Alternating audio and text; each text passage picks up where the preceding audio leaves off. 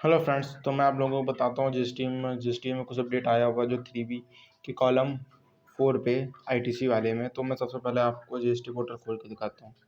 तो मैं सबसे पहले पोर्टल को लॉगिन कर लेता हूँ। ठीक, मैं पोर्टल लॉगिन करने के बाद मैं सबसे पहले जाता हूँ रिटर्न एक्सपोर्ट पे, और रिटर्न एक्सपोर्ट के पास जाने के बाद मैं अपनी रिटर्न खोल लेता हूँ 22-23 की। सबसे पहले मैं आता हूँ जून जुलाई पे, यहाँ पे सही है। और मुझे कौन सी रिटर्न खोलनी है? अगस्त की। ठीक है, मैं सारी अगस्त की खोल लेता हूँ। ये मैंने अगस्त की रिटर्न खोल ली क्योंकि मुझे आपको समझाना होगा कुछ। तो ये मैंने खोल ली 3B। ठीक है, ये मैंने अब खोल ली 3B। तो मैं 3B में आपको कुछ दिखाऊंगा। 3B में दिखाने से पहले मैं सबसे पहले नो करूँगा क्योंकि मेरे लिए रिटर्न नहीं है। मैं नेक्स्ट करता हूँ। ठीक है, यहाँ पे मैं क्लोज कर देता हूँ। जैसे मेरा है, ये मेरा कॉलम नंबर क्या जो 4 आ गया, एलिजिबल आईटीसी। तो मैं जो आपको इसी में एक्सप्लेन करना है। ठीक है, तो मैं एक्सप्लेन देखिए आपको करता हूँ कॉलम वाइज।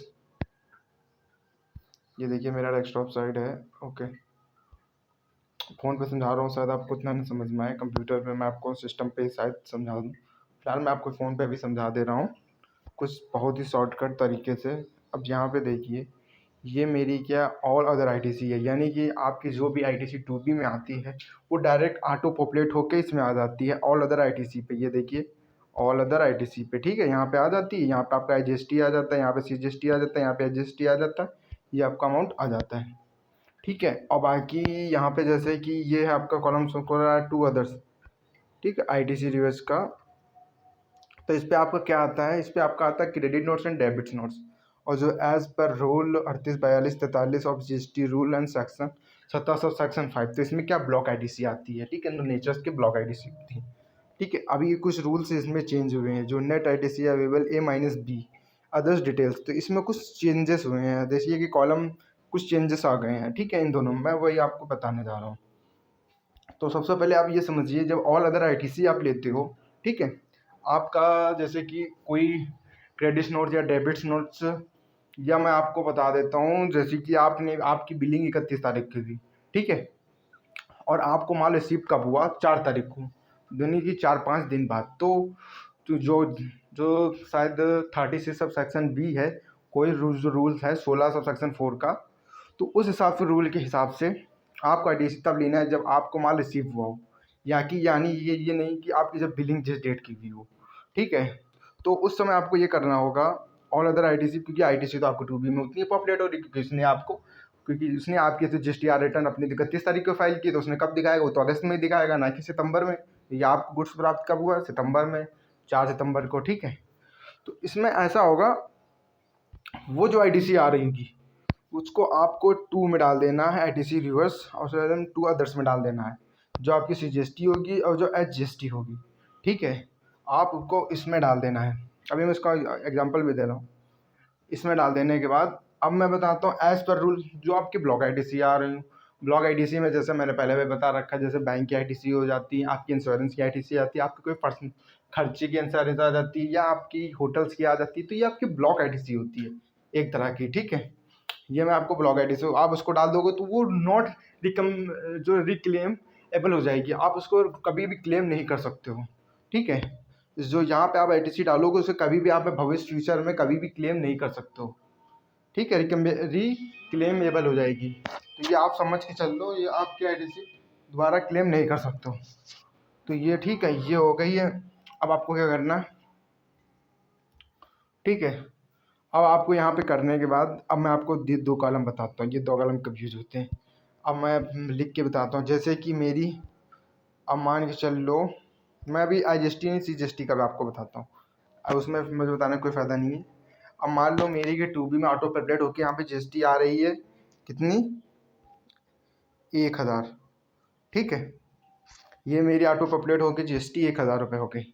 अब इसमें से मेरी बुक की आईटीसी है, ठीक है, वो भी 1000 रुपये है। और इसमें जो 2 पॉपुलेटेड के हिसाब से मुझे जो एक, उसमें से एक जो माल रिसीव्ड हुआ है वो 4 तारीख को हुआ है, वो 50 रुपये का माल लेते हैं। ठीक है, तो मैं क्या करूँगा, 50 रुपये रिवर्स कर दूँगा।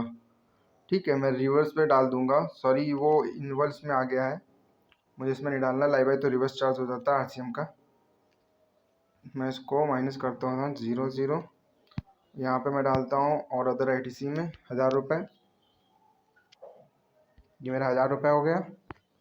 अब यहाँ पे डालता हूँ जैसे कि यहाँ क्रेडिट नोट्स या डेबिट नोट्स या आपको कोई भी ITC रिवर्सल करनी है तो इसमें करनी, ऊपर करोगे वो परमानेंट के लिए ब्लॉक हो जाएगी, फिर इसको आप रिफंड नहीं कर पाओगे, ठीक है, उसे भी दोबारा क्लेम नहीं कर सकते हो। तो आपको मैं यहाँ डाल देता हूँ 50 रुपये।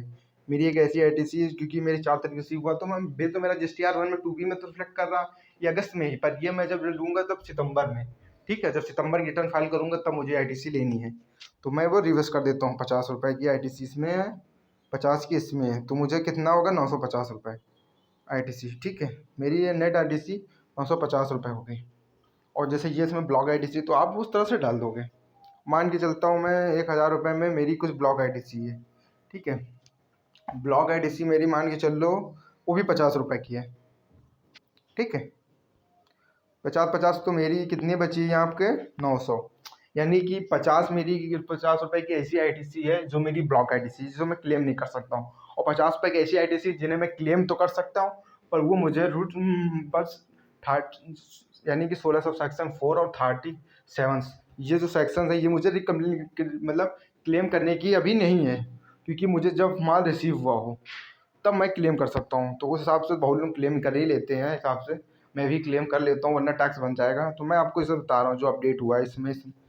तो ये है, ठीक है। आप ये ITC आपने तो रिवर्स कर दी, आपको बचे 900 रुपये, यानी कि 1000 रुपये ऑल ITC 2B से उड़ के ऑटो पलट हो गया ही 1000 रुपये, और आपने 50 रुपये कुछ ITC थी जो ब्लॉक ITC थी, 50 रुपये की कुछ ITC थी जो आपकी रिवर्स करने की थी, यानी कि जो आपकी बिल तो था आपको लेनी भी है, ठीक है, पर आपको रिवर्स इसलिए करनी पड़ रही क्योंकि जो आपको लेनी है वो सितंबर की रिटर्न में लेनी है, क्योंकि माल आपको रिसीव कब हुआ सितंबर को, ठीक है। तो ये ITC है इस तरह की।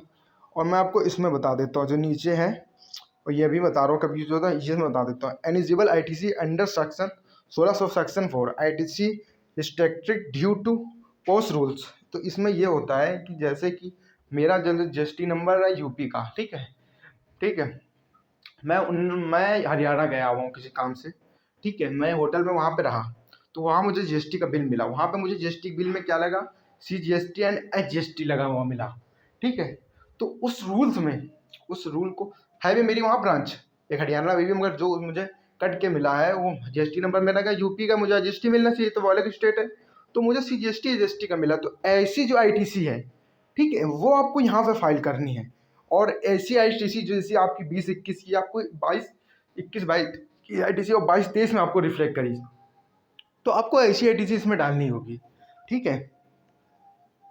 ये ITC की आप रिपोर्ट आपको इसमें करनी है, और इस तरह की ITC को आप कब रिपोर्ट करनी है। अब ये जो आपने 50 रुपये रिवर्स किए हुए हैं, ठीक है, अब इसको आपने यहाँ से हटा दिया, ठीक है, अगले रिटर्न पे मैंने आपको दिखा दिया, मैंने हटा दिया, ठीक है।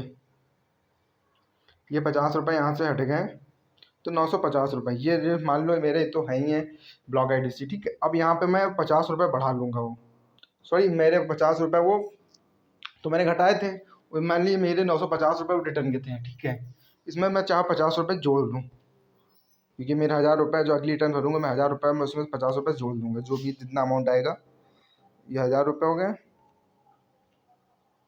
मैंने इसमें से क्या 50 रुपये जोड़ दिए, तो ये मेरा 1050 रुपये हो गया, ठीक है।